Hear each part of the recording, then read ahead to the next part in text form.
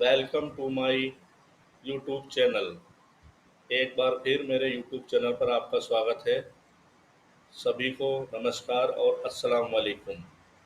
दोस्तों, जैसा कि आपको जानकारी है कि यह मेरी जूनियर असिस्टेंट के लिए कंप्यूटर की क्लास की सीरीज़ चल रही है और उसी से संबंधित आज ये मेरी दूसरी क्लास है।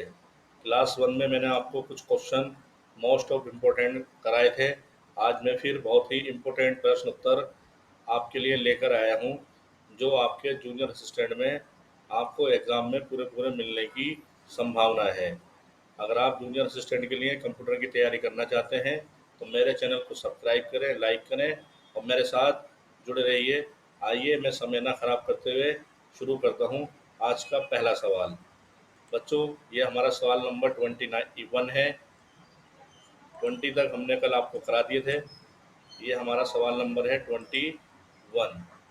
तो आज का सवाल हमारा है बच्चों, एमएस वर्ड में डॉक्यूमेंट में टेक्स्ट को कॉपी और पेस्ट करने के लिए कीबोर्ड शॉर्टकट कमांड का सही क्रम क्या है। यहाँ पर बच्चों आपसे कीबोर्ड की दो शॉर्टकट की पूछी गई हैं, एक कॉपी के लिए और एक आपका पेस्ट के लिए। तो बच्चों, आप जानते होंगे बहुत ही हल्का सवाल है।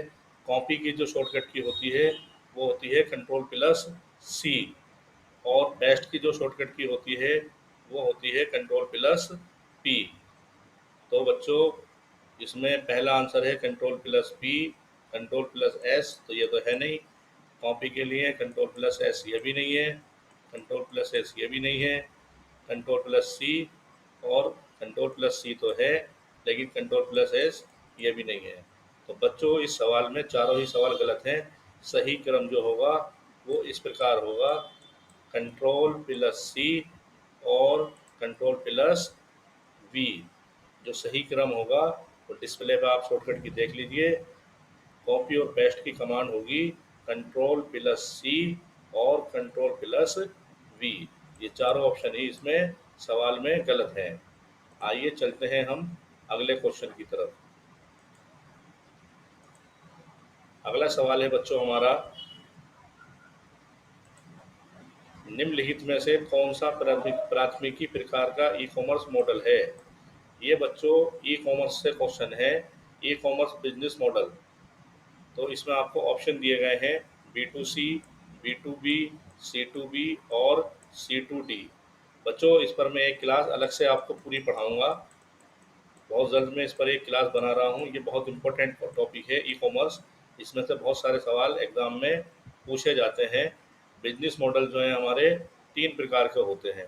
पहले मैं आपको इसका आंसर बता देता हूँ। इसमें जो नहीं है वो है C2D। B2C क्या है, B2B क्या है, C2B क्या है, ये भी मैं आपको थोड़ी सी जानकारी दे देता हूँ। ई कॉमर्स में जो बिजनेस मॉडल हैं वो हमारे 9 प्रकार के हैं बच्चों। ये देखिए, ये आप एक डायग्राम देख लीजिए। ये हमारा है type of e commerce model.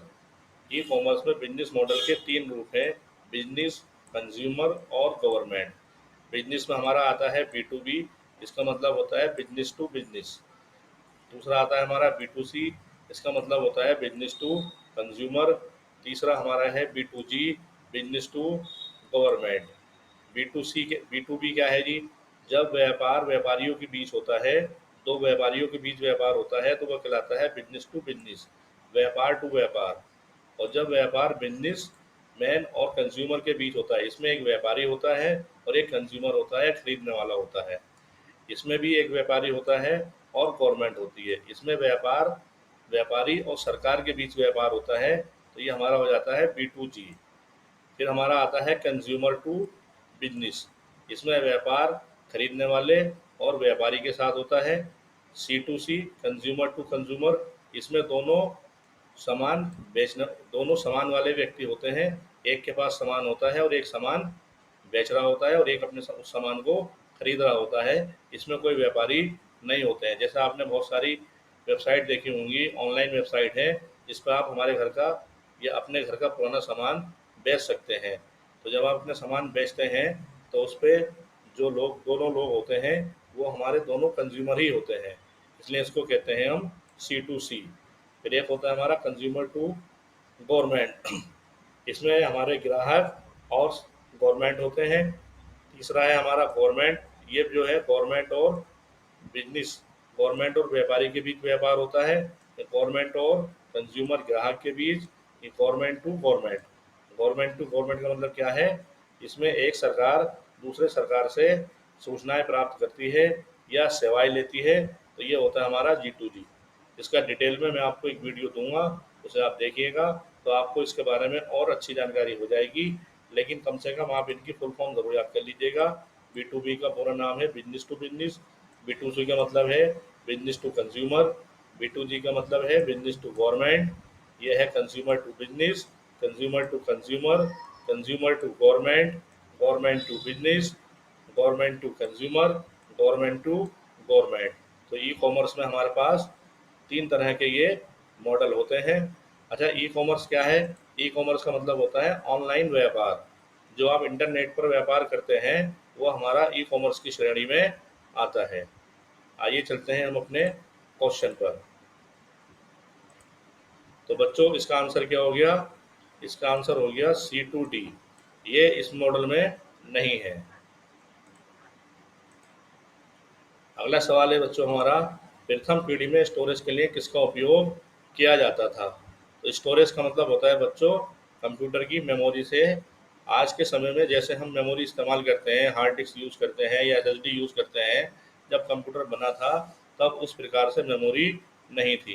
प्रथम पीढ़ी में स्टोरेज के लिए जो इस्तेमाल होता था वो होता था हमारा मैग्नेटिक ड्रम। और ये मैग्नेटिक कोर टेक्नोलॉजी जो है ये हमारी दूसरी पीढ़ी में इस्तेमाल होती थी। तीसरा ऑप्शन जो है पंच कार्ड।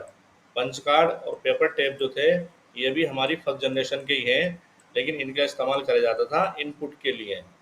कंप्यूटर में जैसे हम आजकल इनपुट के लिए कीबोर्ड का यूज़ करते हैं, माउस का यूज़ करते हैं या स्कैनर का यूज़ करते हैं, उसी तरह से प्रथम पीढ़ी में इनपुट के लिए इस्तेमाल होता था हमारा, क्या बोलते हैं जी, पंच कार्ड और पेपर टेप। ये भी कई बार पूछ लेते हैं क्वेश्चन कि प्रथम पीढ़ी में इनपुट के लिए किसका इस्तेमाल होता था? पंच कार्ड का इस्तेमाल होता था या पेपर टेप का इस्तेमाल होता था? या ये क्वेश्चन इस तरह से भी आ जाता है कि पंच कार्ड का इस्तेमाल कब किया गया था? तो फर्स्ट जनरेशन में इसका इस्तेमाल किया गया था। आइए, तो इस सवाल का आंसर है मैग्नेटिक ड्रम। अगला क्वेश्चन लेते हैं, क्वेश्चन नंबर 24। ये MS वर्ड से क्वेश्चन है। MS वर्ड फीचर, उस MS वर्ड फीचर को क्या कहा जाता है जो आपको डॉक्यूमेंट में विशिष्ट टेक्स्ट को सर्च करने, टेक्स्ट को हाईलाइट करने या इसे भिन्न टेक्स्ट या फॉर्मेटिंग से बदलने की सुविधा प्रदान करता है? तो इसका आंसर है बच्चों find and replace. Find and replace tool का यूज़ करके आप ये सारे काम कर सकते हैं। एक बात और ध्यान रखिएगा बच्चों, फाइंड एंड रिप्लेस की शॉर्टकट की भी याद कर लीजिएगा। फाइंड की शॉर्टकट की है Ctrl+F और रिप्लेस की शॉर्टकट की है Ctrl+H। और ये MS ऑफिस और लिब्रे ऑफिस दोनों में सेम शॉर्टकट की है, क्योंकि कई बार शॉर्टकट की लिब्रे ऑफिस में भी पूछी जाती है। अगला सवाल लेते हैं। बहुत मेहनत करके मैं आपके लिए क्वेश्चन लेकर आ रहा हूँ। बहुत इंपॉर्टेंट क्वेश्चन है, मेरे साथ जुड़ रहिए, वीडियो को लाइक करिए, शेयर करिए, सब्सक्राइब करिए, आपको ज़रूर कामयाबी मिलेगी। जूनियर असिस्टेंट में, CCC में, O लेवल में, सबके लिए ये इंपॉर्टेंट क्वेश्चन है। अगला सवाल है, निम्नलिखित में कौन सा एक IoT सिक्योरिटी थ्रेड का प्रकार नहीं है? तो IoT सिक्योरिटी थ्रेड का मतलब है जी, इसमें आपका आंसर है, पहला है मैन ऑफ द मिडिल, ये नहीं है। मैन ऑफ द मिडिल दो बार आ गया है। ये है आपका सोशल नेटवर्किंग। देखिए, सोशल नेटवर्किंग इसका सही आंसर है। सोशल नेटवर्किंग जो है IoT सिक्योरिटी थ्रेड का प्रकार नहीं है जी। अगला क्वेश्चन लेते हैं जी। निम्नलिखित में से कौन सा पाइथन मेंबरशिप ऑपरेटर है? मेंबरशिप ऑपरेटर के बारे में आप जानते होंगे अगर आपने पाइथन पढ़ी है। नहीं पढ़ी है तो यहाँ पर केवल ये पूछा गया है कि इनमें से कौन सा मेंबरशिप ऑपरेटर है। तो इन हमारा मेंबरशिप ऑपरेटर होता है, ये आप याद कर लीजिए।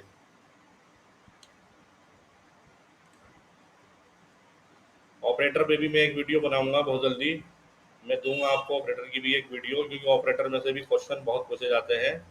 हो सकता है कि मैं कल को अगला वीडियो ऑपरेटर पर ही बना दूँ। अगली क्लास में ऑपरेटर पर ही बनाने की सोच रहा हूँ, क्योंकि ऑपरेटर कंप्यूटर में बहुत इंपॉर्टेंट चैप्टर है और इसमें से सवाल आने के पूरे पूरे चांसेस हैं। कंप्यूटर में कई प्रकार के ऑपरेटर होते हैं, लॉजिकल ऑपरेटर, मैथमेटिकल ऑपरेटर, आपके relational operator, membership operator, comparison operator. तो ऑपरेटर का एक बड़ा चैप्टर है और इम्पोर्टेंट चैप्टर है। अगला क्वेश्चन लेते हैं।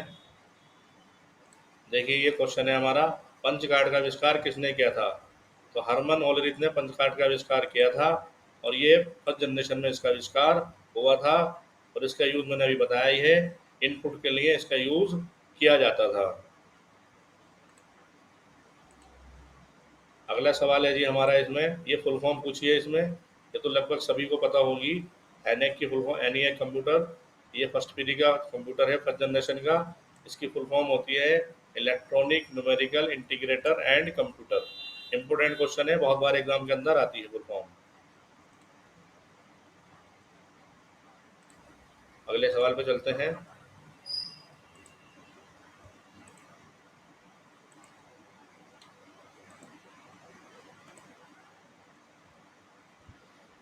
अगला क्वेश्चन है हमारा, वर्तमान पीढ़ी के कंप्यूटर में प्रयोग होते हैं। वर्तमान पीढ़ी में ये पूछ रहे हैं आपसे, ये सब आईसी है हमारी। ये जो आपसे पूछा जा रहा है ये आईसी के बारे में पूछा जा रहा है। आईसी का आविष्कार तीसरी जनरेशन में हुआ था, थर्ड जनरेशन में। इस क्वेश्चन का जो आंसर है, वर्तमान में जो हम यूज कर रहे हैं वो करते हैं हम अल्ट्रा लार्ज।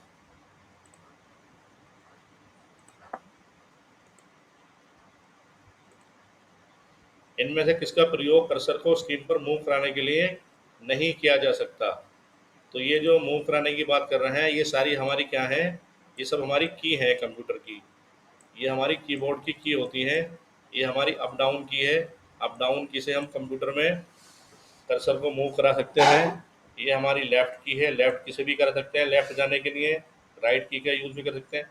इंसर्ट की का यूज़ हम नहीं कर सकते। इंसर्ट की का यूज़ इन कामों के लिए नहीं होता है। इंसर्ट की का यूज़ होता है टेक्स्ट को मॉडिफाई करने के लिए।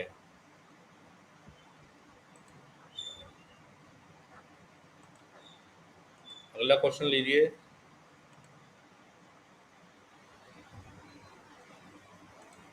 अगला सवाल है बच्चों, कीबोर्ड में नम लॉक, स्क्रॉल लॉक और कैप्स लॉक क्या कहलाती हैं? ये भी बहुत इंपॉर्टेंट क्वेश्चन है। ये सवाल बहुत आते हैं सवाल इसमें, और बच्चे इसमें लगातार गलतियां करते हैं। देखिए, ये जो हमारी नम लॉक की है, स्क्रॉल की है, कैप्स लॉक की है, इनको कहा जाता है इंडिकेटर लाइटर। ये हमारी इंडिकेटर लाइट की होती है। ये आप ध्यान रखिएगा, ये सवाल गलत करके मत आइएगा। ये सवाल बहुत बार ट्रिपल सी में आता है, इम्पोर्टेंट क्वेश्चन है। इंडिकेटर लाइट आप इसे ऐसे भी समझ सकते हैं कि जब भी आप नम लॉक बटन को ऑन करते हैं तो आपके कीबोर्ड में एक लाइट जल जाती है। स्क्रॉल लॉक के लिए भी लाइट जलती है और कैप्स लॉक के लिए भी लाइट जलती है, इसलिए इन्हें इंडिकेटर लाइट की के नाम से भी जाना जाता है।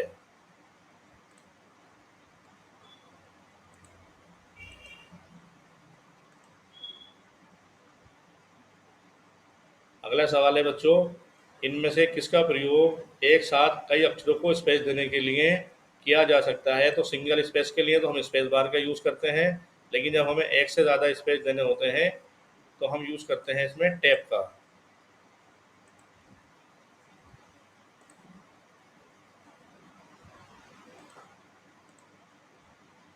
ई कॉमर्स का क्या तात्पर्य है?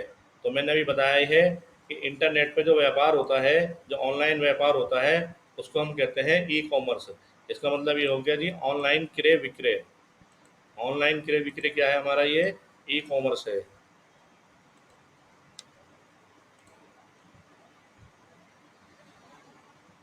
कंप्यूटर पर, इंटरनेट पर किसी दूसरे व्यक्ति से बात करना, तो ये तो आप जानते ही होंगे। इंटरनेट पर किसी दूसरे व्यक्ति से बात करना क्या कहलाता है जी? चैटिंग कहलाता है, ई कॉमर्स नहीं कहलाता। ई कॉमर्स तो मैंने बताया है अभी, इंटरनेट पर व्यापार ना सर्च होता है और ना नन होता है। तो इस क्वेश्चन का आंसर है चैटिंग। ये सब आपको लग रहा होगा कि आसान क्वेश्चन है, लेकिन याद रखिए ये बहुत इंपॉर्टेंट क्वेश्चन है। यही सवाल लगातार ट्रिपल सी में पूछे जाते हैं और सरकारी एग्जाम में भी ये क्वेश्चन बहुत बार पूछे गए हैं। यही क्वेश्चन बार बार रिपीट होते रहते हैं, इसलिए मैं आपको ये छांट छांट के मोस्ट इम्पोर्टेंट क्वेश्चन लेकर आया हूँ। ऐसे तो कंप्यूटर के लाखों सवाल हैं, लेकिन ये इम्पोर्टेंट क्वेश्चन हैं, इन्हें आप कर लीजिए।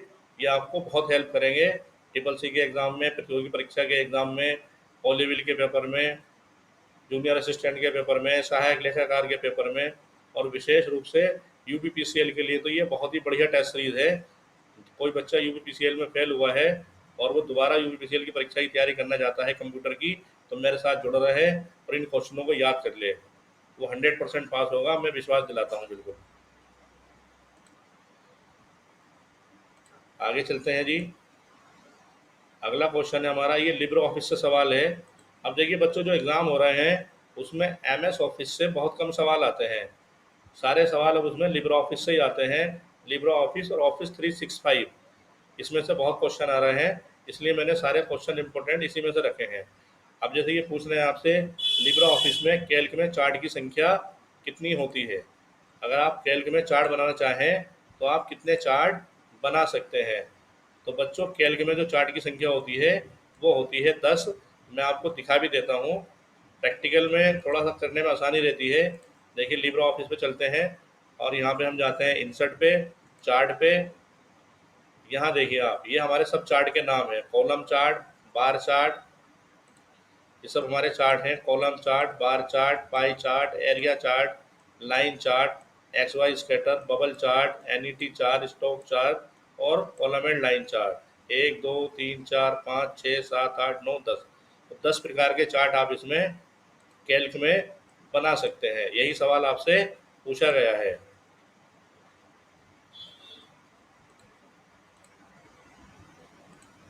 तो क्या आंसर हो गया बच्चों इसका?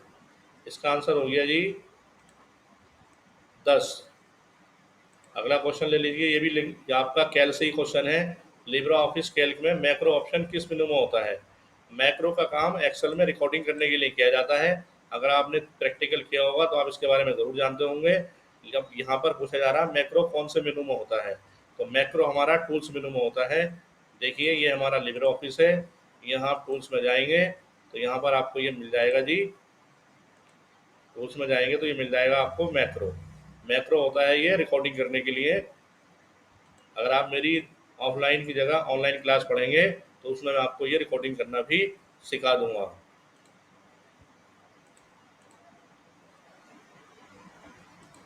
अगला क्वेश्चन लीजिए। अभी तो मेरा टारगेट केवल जूनियर असिस्टेंट का एग्जाम पास कराना है, उसी पे मैं फोकस कर रहा हूँ। प्रैक्टिकल अगर कराने लगूंगा तो फिर बहुत समय लगेगा, बच्चे वीडियो छोड़कर भाग जाएंगे।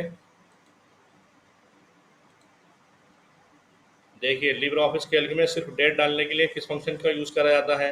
बच्चों डेट डालने का फंक्शन पूछ रहे हैं। एक्सेल में बहुत सारे फंक्शन हैं, तो यहाँ पर हमसे पूछा गया है डेट डालने का function, now, today, control plus, semi colon. तो बच्चों डेट डालने के लिए जो हम यूज़ करते हैं वो है हमारा टुडे फंक्शन। टुडे फंक्शन से हम डेट डाल सकते हैं। वैसे नाउ से भी हमारी डेट आती है, लेकिन नाउ से डेट के साथ में हमारा टाइम भी आता है। नाउ फंक्शन से हम डेट और टाइम दोनों इंसर्ट करते हैं, जबकि टुडे फंक्शन से हम केवल डेट इंसर्ट करते हैं। ये कंट्रोल प्लस सेमी कोलन जो है ये भी आपका डेट डालने के लिए है, लेकिन ये इसकी शॉर्टकट की है, ये फंक्शन नहीं है, इसलिए इसका आंसर होगा B. Control plus semicolon से भी आप डेट डाल सकते हैं, लेकिन ये शॉर्टकट की है, ये फंक्शन नहीं है। यहाँ पे आपसे फंक्शन पूछा गया है। तो ये बच्चों 20 मोस्ट ऑफ इम्पोर्टेंट सवाल थे आज के। आप इन्हें याद कर लीजिए, रट लीजिए, अभ्यास कर लीजिए। और अगर आप इन क्वेश्चन के लिए ऑनलाइन टेस्ट करना चाहते हैं तो आप मेरी वेबसाइट exami.com पर साइन अप करिए। साइन अप करने के बाद स्क्रीन पर आ रहे मेरे व्हाट्सएप नंबर 7017499042 पर अपना नाम और नंबर मुझे मैसेज कर दीजिए।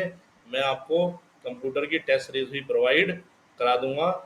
अगर आप टेस्ट सीरीज से अभ्यास करेंगे तो आप कंप्यूटर में 100% स्कोर करके आएंगे, ये मेरा आपसे वादा है। फिलहाल तो आप इन क्वेश्चन को याद करिए, वीडियो को शेयर करिए, लाइक करिए। कल मैं फिर मिलता हूँ आपसे एक नई क्लास के साथ। तब तक के लिए खुदा हाफिज़।